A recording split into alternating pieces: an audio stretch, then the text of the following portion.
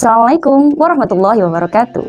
Bertemu lagi dengan Wilda dalam suluk motivasi dari Sang Santri Inayatullah. Apa kabar?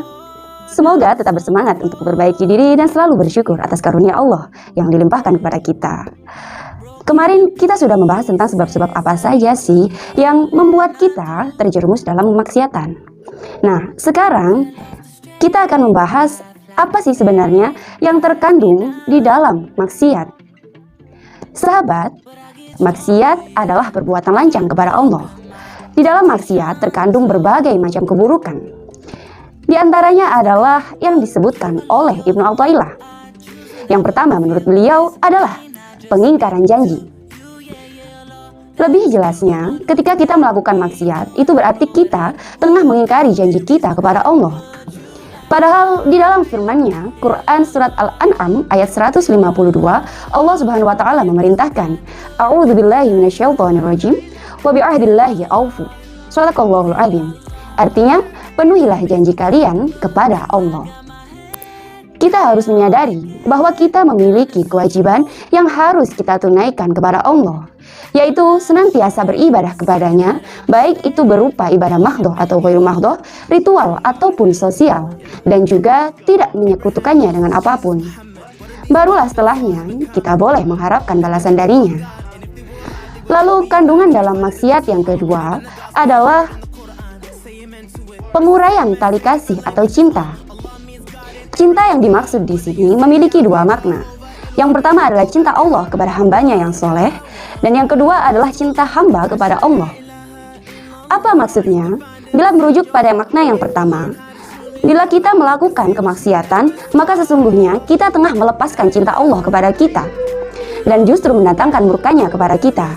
Sementara apabila merujuk pada makna yang kedua, maka ketika kita terus-menerus melakukan dosa dan maksiat, maka seluruh pengakuan cinta kita kepadanya sesungguhnya adalah kebohongan belaka. Sahabat, kemudian kandungan dari maksiat yang selanjutnya adalah pengutamaan kepada makhluk dan ketaatan pada hawa nafsu.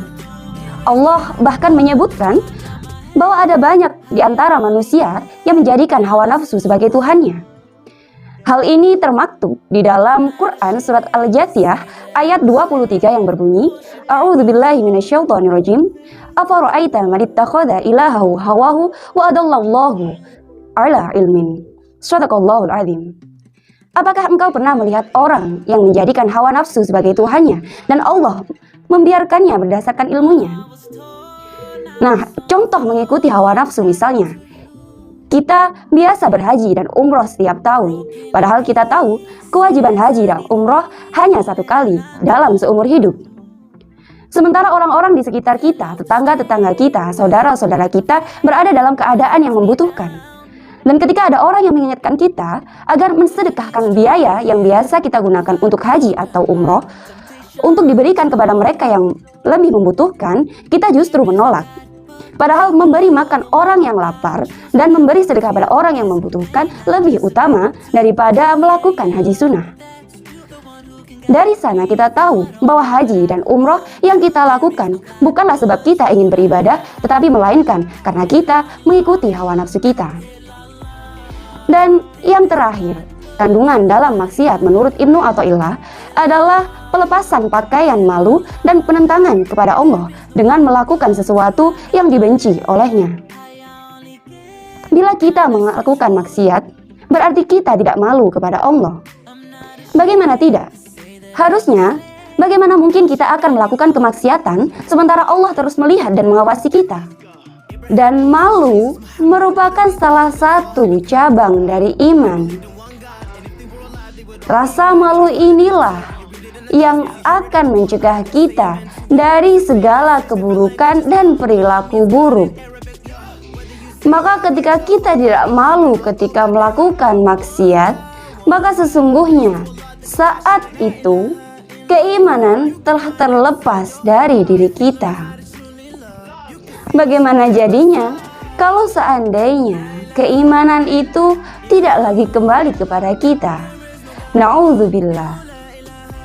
Inilah 4 kandungan dalam kemaksiatan menurut Ibnu Athaillah.